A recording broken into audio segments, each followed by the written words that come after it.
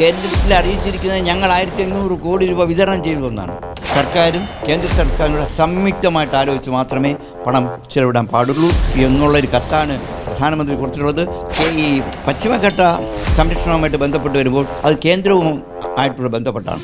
അവിടെ വലിയ മണിവാണികൾ നിർമ്മിക്കാനുള്ള സ്ഥലങ്ങളല്ല. മുൻകാലങ്ങളിലുള്ളതുപോലെ പണം തട്ടിയെടുക്കുക എന്നുള്ള ഉദ്ദേശമാണ് എന്ന് ജനങ്ങൾക്ക് ബോധ്യപ്പെട്ടിരിക്കുകയാണ്.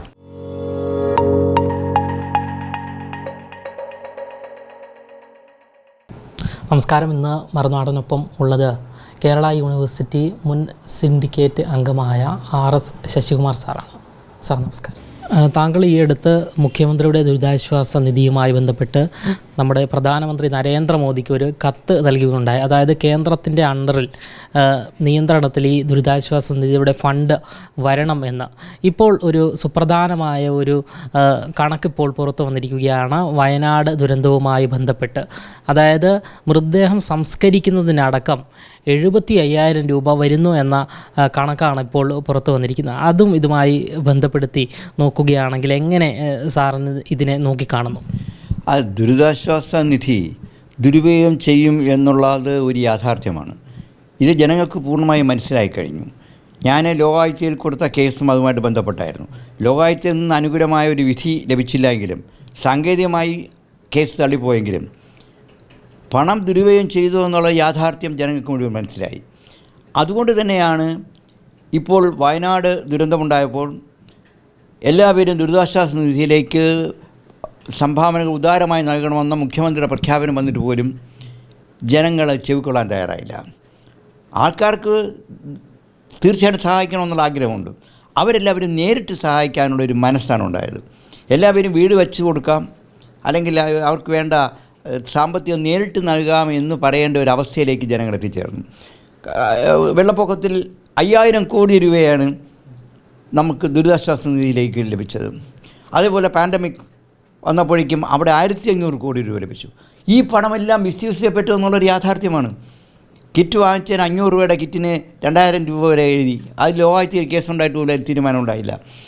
5000 കോടി രൂപ വെള്ളപ്പൊക്കത്തിൽ ലഭിച്ചെങ്കിലും പലർക്കും ഇപ്പോൾ വെറും 10,000 രൂപ മാത്രമേ കിട്ടിയിട്ടുള്ളൂ. വീടിൽ നഷ്ടപ്പെട്ടവർക്ക് വീട് കിട്ടിയിട്ടില്ല.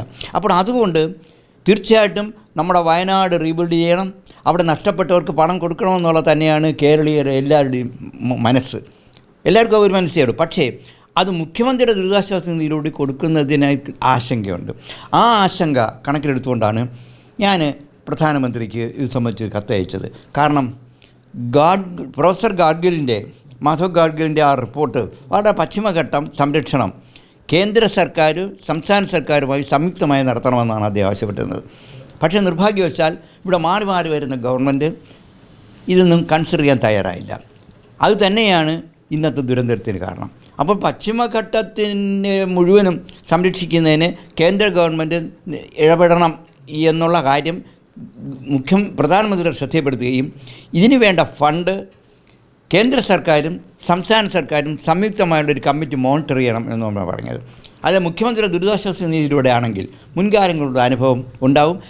യഥാർത്ഥ വീടുകൾ നഷ്ടപ്പെട്ടവർക്ക്, യഥാർത്ഥത്തിൽ വസ്തുവകളും മറ്റ് മറ്റ് സാമഗ്രികൾ നഷ്ടപ്പെട്ടവർക്ക് യഥാർത്ഥ പണം കിട്ടാതാവും എന്നുള്ളൊരു ആശങ്കയുണ്ടായിരുന്നു. വാസ്തവത്തിൽ പ്രധാനമന്ത്രിക്ക് ഞാൻ അന്ന് കത്ത് അയച്ചുവെങ്കിലും എൻ്റെ ആശങ്ക 100% ചെവിക്കുന്നതാണ് കഴിഞ്ഞ കോടതിയിൽ സർക്കാർ നൽകിയ സത്യവാങ്മൂലം. അതിനത് വളരെ വ്യക്തമായി. കാരണം 1200 കോടി രൂപ കേന്ദ്രത്തിൽ നിന്നും ധനസഹായം വേണമെന്ന് കാണിക്കുന്നതിന് കൊടുത്ത കണക്കുകൾ വ്യാജമാണെന്നുള്ള സത്യമാണ്. പണം ചിലവാക്കിയെന്ന് പറയല്ല, എത്ര രൂപ വേണ്ടി വരും എന്നുള്ള കണക്ക് കേന്ദ്രത്തിൽ നൽകുമ്പോൾ കൃത്യമായ കണക്ക് നൽകണം. അവിടെ ഇത് പരിശോധിക്കുന്നതിന് വേണ്ട സംവിധാനങ്ങളുണ്ട്. അപ്പോൾ ആ പണം കൃത്യമായിട്ട് ഇവിടെ ഏതിന് ഉപയോഗിച്ചു എന്ന് അറിയണമെന്നുണ്ടെങ്കിൽ കണക്ക് കൃത്യമായിരിക്കണം, എസ്റ്റിമേറ്റ് കണക്കായിരിക്കണം.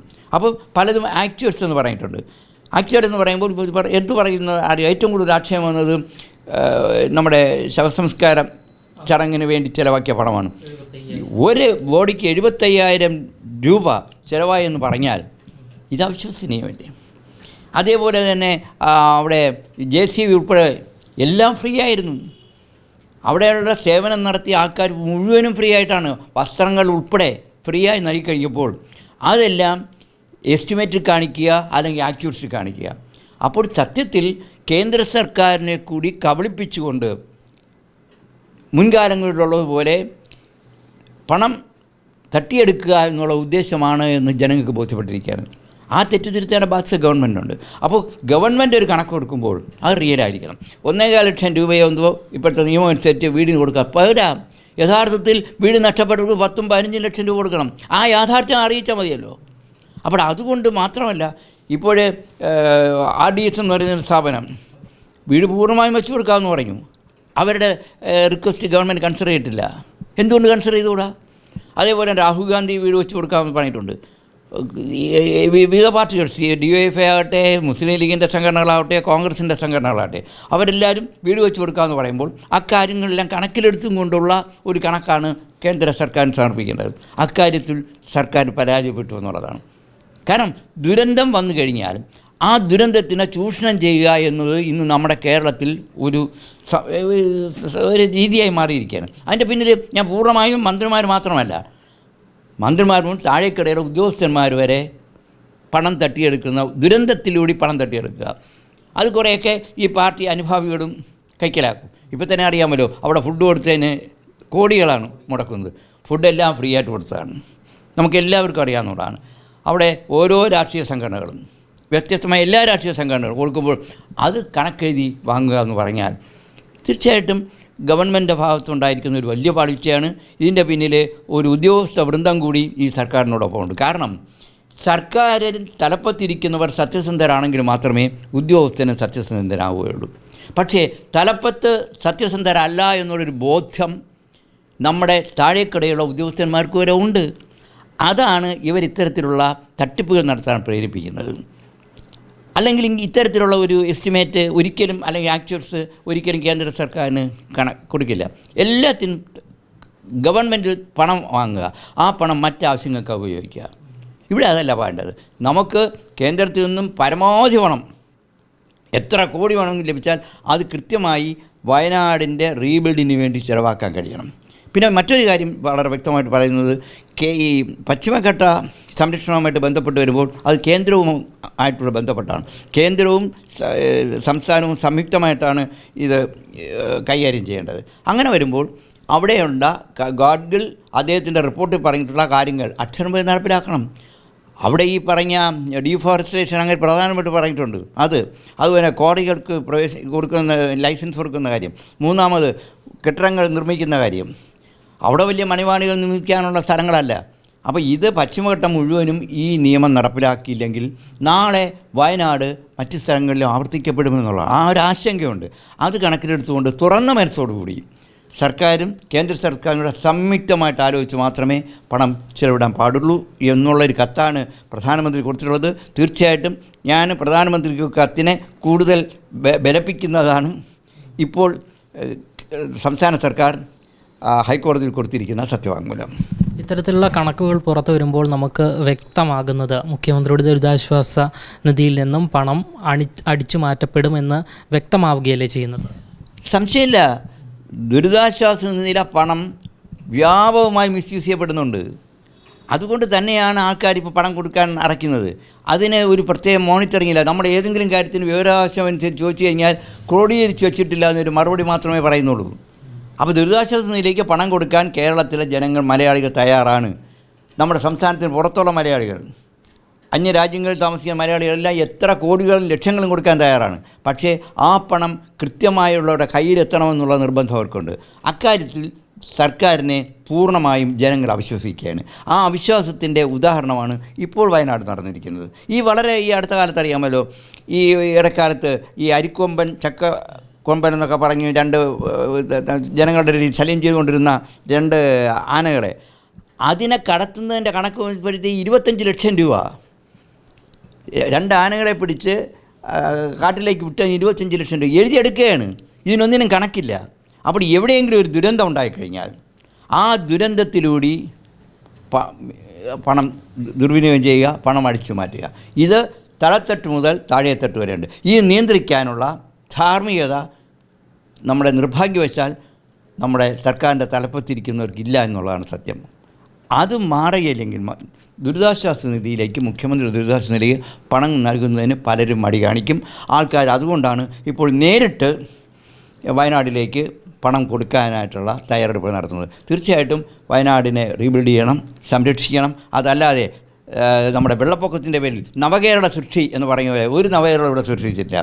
ആ രീതിയിലാകാൻ പാടില്ല.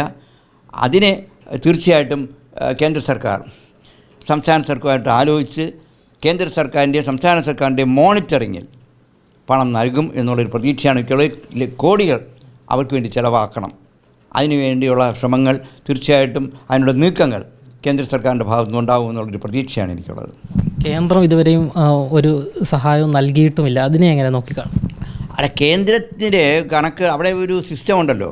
നമ്മുടെ കേരളത്തിലെ പോലല്ല. കേരള സർക്കാർ പണം ഉപയോഗിക്കുന്നത് എങ്ങനെയാണ്, വരുന്നത് എങ്ങനെയാണ്, നമ്മൾ പ്രത്യേകിച്ച് കണക്കുകളൊന്നുമില്ല. അതിനൊരു എക്സാമ്പിൾ ഞാൻ പറയാം.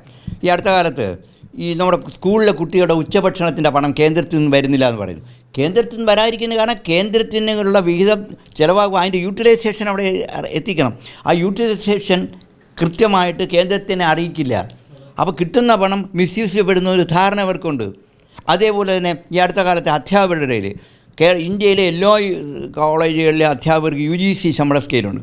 അത് 2016 മുതലുള്ള കുടിശ്ശിക 1500 കോടി രൂപ സംസ്ഥാന ഗവൺമെൻറ് ഇവിടെയുള്ള കോളേജ് അധ്യാപകർക്ക് കൊടുക്കുമ്പോൾ അതിൻ്റെ പകുതി എമൗണ്ട് കേന്ദ്ര സർക്കാർ റീഇംബേഴ്സ് ചെയ്യുമെന്നുള്ളതാണ് നിയമം. മുൻകാലങ്ങളിൽ ഈ എമൗണ്ട് മുഴുവൻ കൊടുക്കുമ്പോൾ അത് മിസ്യൂസ് ചെയ്യുന്നുണ്ടായിരുന്നു. അപ്പോൾ ഇവിടെ കേരള സർക്കാർ കേന്ദ്രത്തിൽ അറിയിച്ചിരിക്കുന്നത് ഞങ്ങൾ 1500 കോടി രൂപ വിതരണം ചെയ്തു എന്നാണ്. അപ്പോൾ അവരത് വ്യാജ കണക്കാണെന്ന് കണ്ടെത്തി. അതുകൊണ്ട് ആ 750 കോടി രൂപ കേന്ദ്രം കൊടുക്കുന്നില്ല. കേന്ദ്രം കൊടുക്കാത്തതുകൊണ്ട് കേരളത്തിന് ചിലവില്ല. ചുരുക്കി പറഞ്ഞാൽ അധ്യാപകർക്കുള്ള അരിയേഴ്സ് കിട്ടുന്നില്ല. അപ്പോൾ അധ്യാപകരുടെ അരിയേഴ്സ് മുഴുവൻ ആ രീതിയിൽ പോയി.